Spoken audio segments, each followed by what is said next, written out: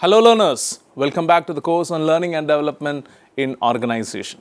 We go to a new module which will give a different perspective of learning and development, and we'll start with the strategic human resource management and the business dynamics, and this will give the fundamental aspects of what nurtures to be the playing ground of learning and development. So today we'll look into the business environment, the possibilities, the different learning environment, the different business landscapes.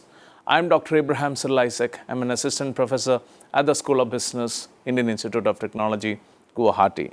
Now, this particular session, the underlying theme would be all about business environment. A sustainable business is resource efficient, it respects the environment, and is a good neighbor. So let's start with this particular theme. Let's understand what business environment is quickly.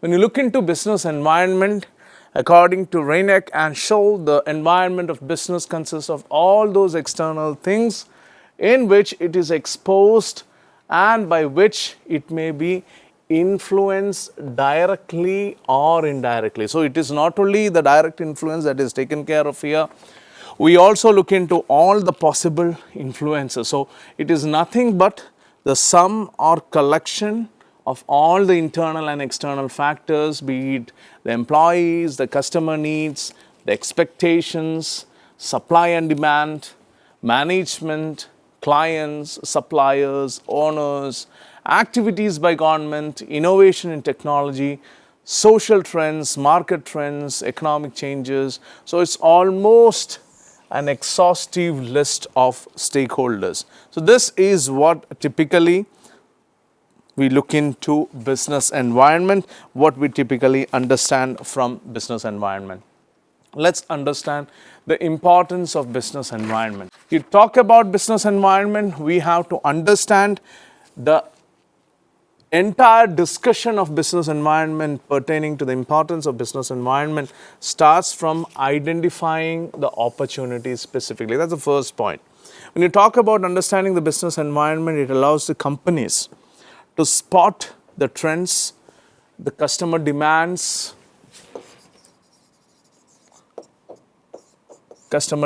specifically, and unmet needs in the market. Let's take an example. When Apple noticed the growing demand for portable music players in the early 2000s, it identified an opportunity and launched the iPod. This innovation not only capitalized on consumer preferences, but also revolutionized the music industry. Then the second aspect is mitigating threat. By analyzing the business environment, organizations can identify the potential risk, be it the competition, be it the economic downturns or regulatory changes, and take steps to reduce their impact. As an example, if you ask me, during the COVID-19 pandemic, many restaurants faced the threat of closure due to the lockdown. They did not have any business.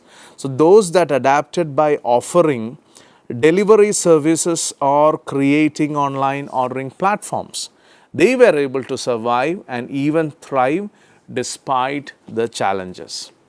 The third important aspect here would be facilitating strategic planning. A clear understanding of the internal and the external environment, if you ask me, provides valuable insights for decision making and helps create actionable strategies. As an example, Tesla analyzed the growing concern for climate change and shift towards renewable energy. So this insight guided its strategic planning to focus on electric vehicles and solar energy solutions, positioning it as a typical leader in sustainable innovation.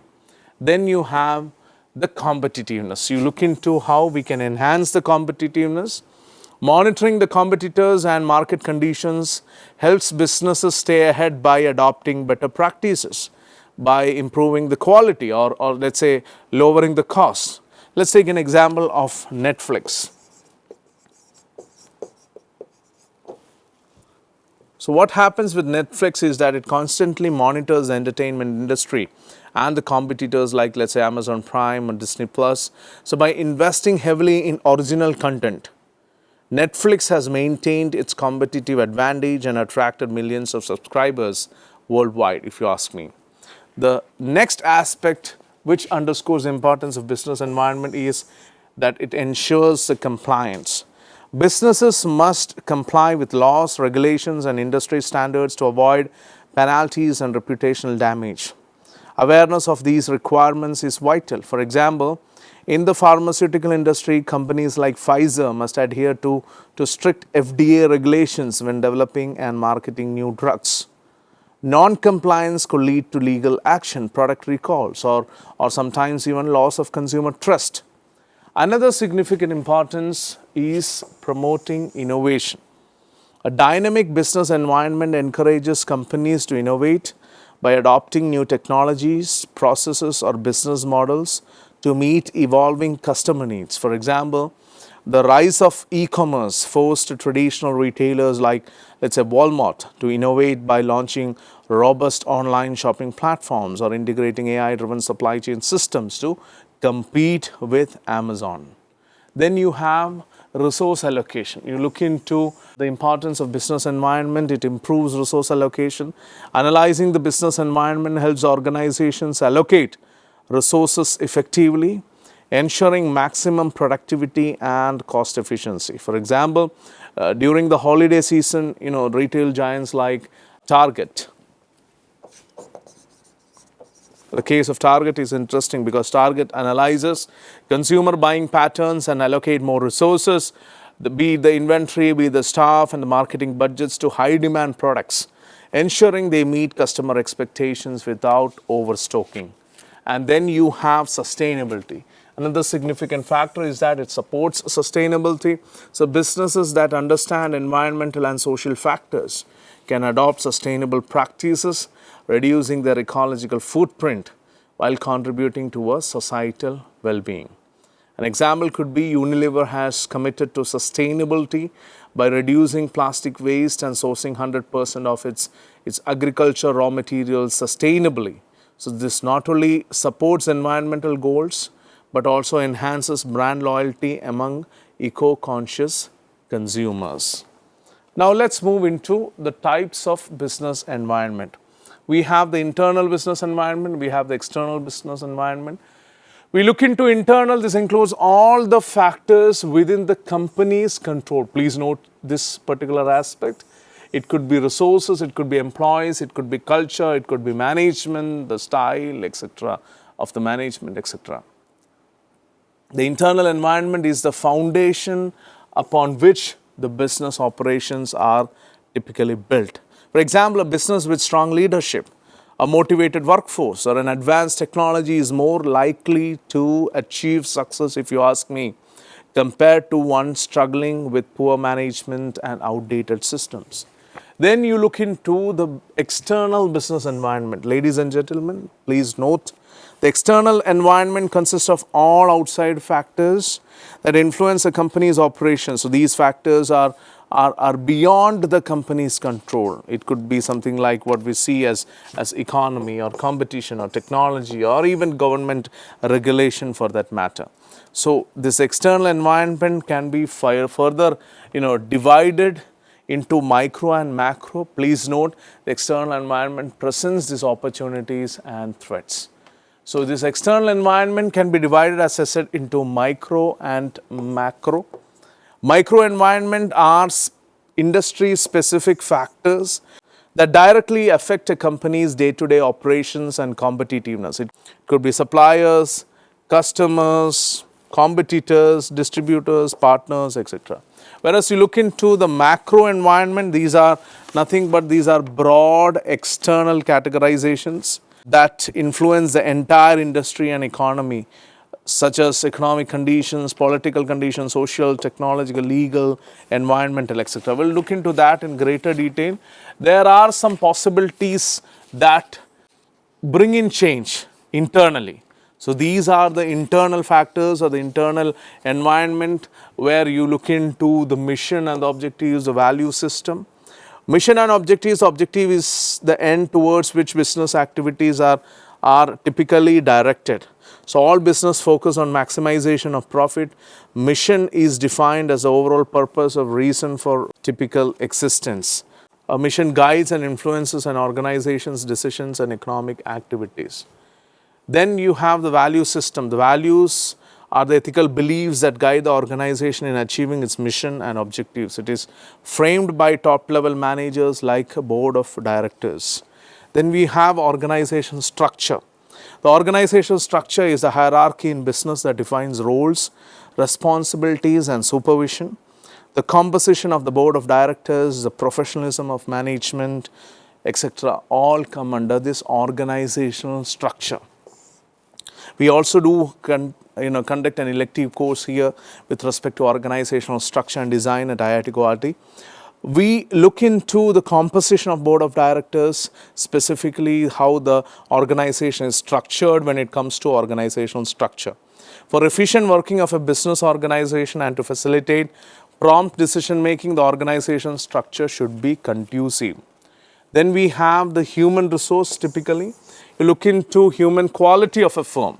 It's an important factor of internal environment. Please note skills, qualities, capabilities, attitude, competencies and commitment of its employees, etc. could contribute to the strengths and weakness of an organization. So organizations may typically find it difficult to carry out modernization and redesigning because of resistance by its employees. Another significant aspect typically would be the corporate culture.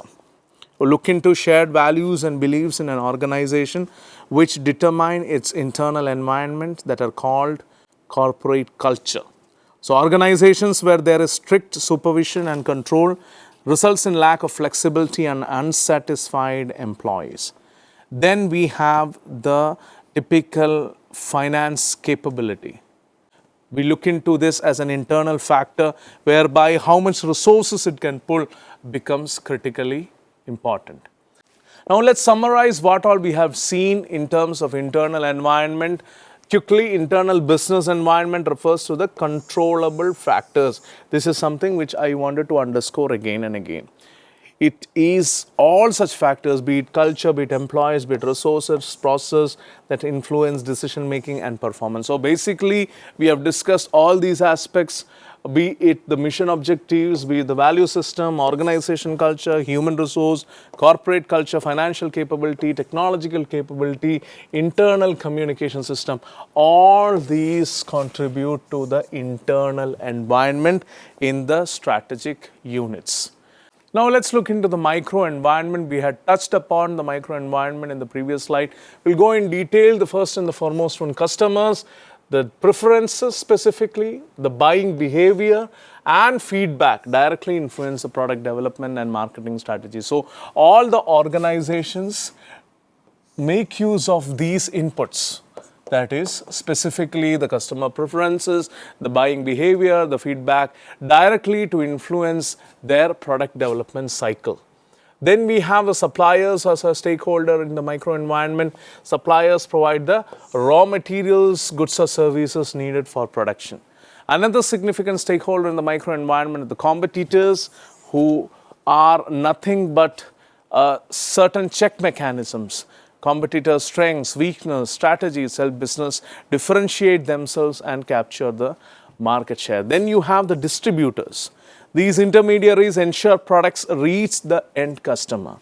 And then you have the strategic alliances, the partners, the joint ventures and partnerships that can expand a company's capabilities, the company's resources, and even the market research of the organization.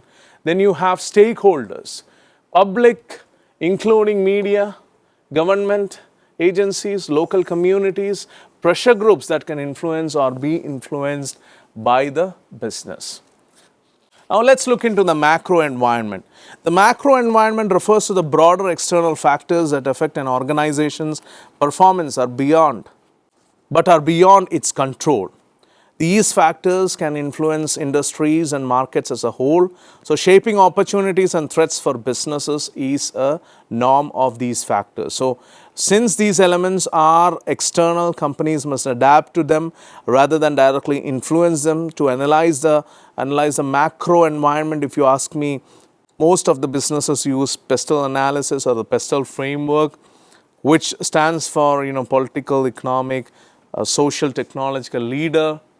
which stands for political, economic, social, technological, legal, environmental. Quickly we'll look into this. Political is all about the political factors, including politics, including the regulations, stability, and the overall political climate in which a business operates. So these factors typically can create opportunities.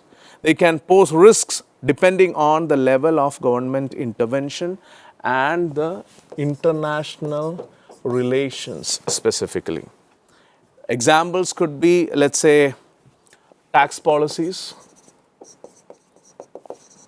or some tariffs, the buzzword nowadays, trade restrictions, especially with the Trump administration coming into picture, labor laws, political stability.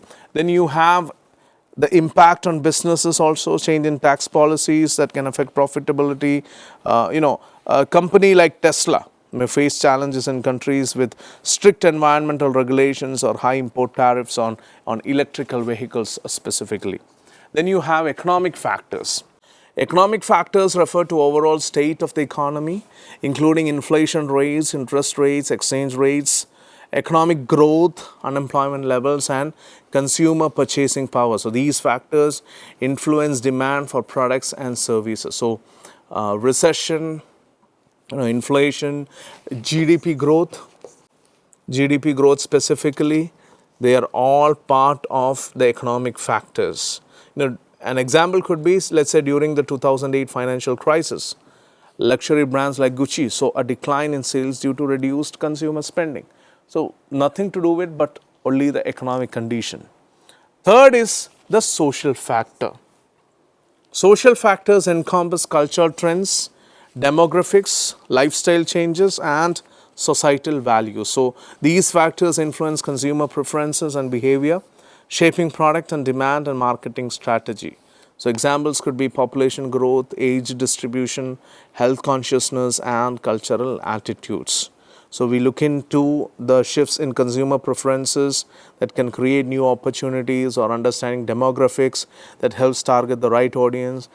An example could be the growing trend of health consciousness that has led to increased demand for organic fitness products and wellness services typically.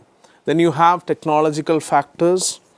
Technological factors involve advancements in technology, innovation, research and development, and the adoption of new tools or systems. So these factors drive efficiency, productivity, and competitive advantage. Let's say the rise of e-commerce platforms, let's say something like Amazon, has disrupted the traditional brick and mortar retail business, if you ask me. So this is a technological impact. Now let's look into the legal factors. Legal factors include laws and regulations that govern beyond the business operations, such as employment laws, consumer protection laws, health and safety regulations, and intellectual property rights. So compliance with these laws is essential to avoid penalties and reputational damages. An example to this would be the GDPR, General Data Protection Regulation, the European Union, requiring companies to ensure data privacy, impacting how business handle customer information. Then you have the environmental factors. Environmental factors that relate to ecological and environmental aspects. It could be the climate change, it could be sustainability, pollution, resource availability. So all these factors are increasingly important as businesses face pressure to adopt eco-friendly practices. Let's say an example would be companies like Patagonia focus on sustainable practices, using recycled materials and promoting environmental activism to appeal to eco-conscious consumers. Now let's look into the practical side of our discussion today. Specifically, we have looked into this pestle, political, economic, social, technological, legal. With this knowledge of the business environment, let's understand this particular case study of IKEA. Now, IKEA, to put things into the context, has been a global leader in the furniture industry, offering affordable, stylish, and functional home solutions. However, in the recent years, the company has faced significant challenges due to shifting market dynamics, increasing the sustainability concerns and even some of the critical supply chain disruptions. So the problem was that IKEA encountered multiple challenges in this evolving business landscape. One was rising demand for sustainable and eco-friendly products. This was one aspect. Second was supply chain disruptions due to global events. You look into the rising demand, consumers today are more environmentally conscious, if you ask me. They prefer furniture made from, let's say, sustainable material, recyclable material, or ethically sourced materials. So governments and regulatory bodies have imposed stricter environmental regulations requiring companies to reduce their carbon footprint. When you talk about the supply chain disruption, it could be because of events like, let's say, the COVID-19, which nobody expected.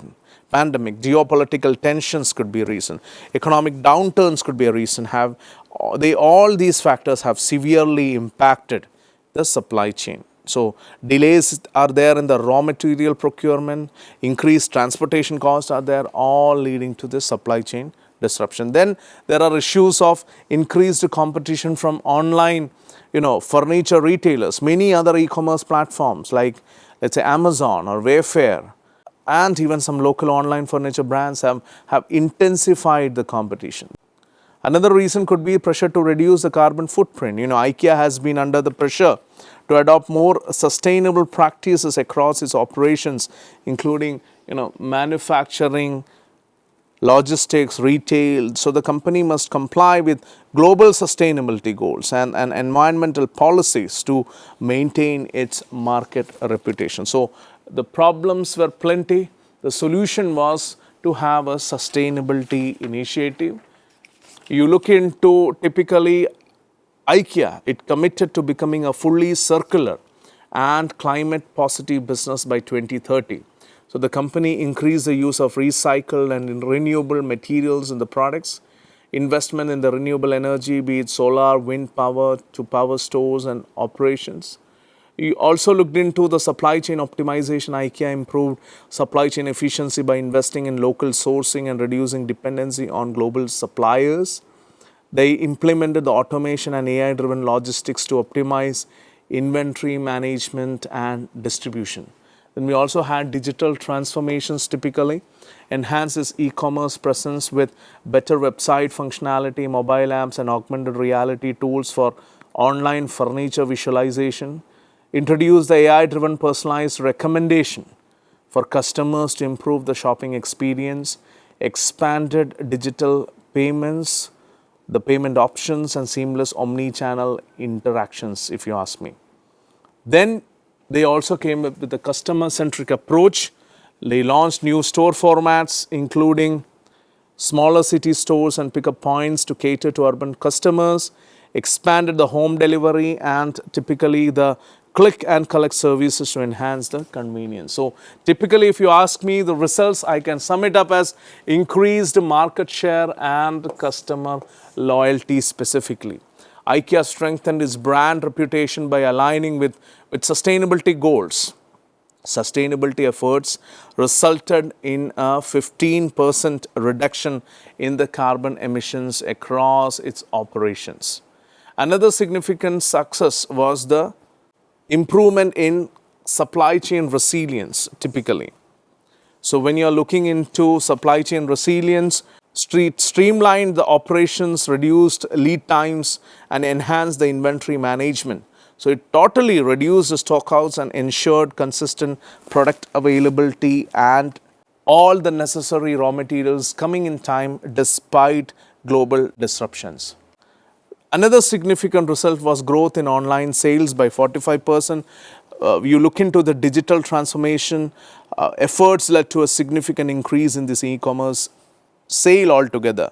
By enhancing the user experience on digital platform, it contributed to a higher conversion rate. So these were some of the typical success factors that IKEA had got with respect to the intervention. So my attempt here was to portray the relevance of business environment.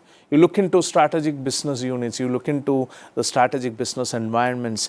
You need to understand them to understand where the organizational intervention is essential and how learning and development can lead from that particular point towards greater success for the organization. So learning and development happens to be an outcome of the entire stakeholders present in strategic business environment. So my attempt was to make you aware about all the internal, external stakeholders, the micro, the macro, all the factors that are associated with the business environment in terms of any organization. Thank you for listening to me patiently. We'll see with more details of the environment and the organizational landscape in the next session. Till then, take care.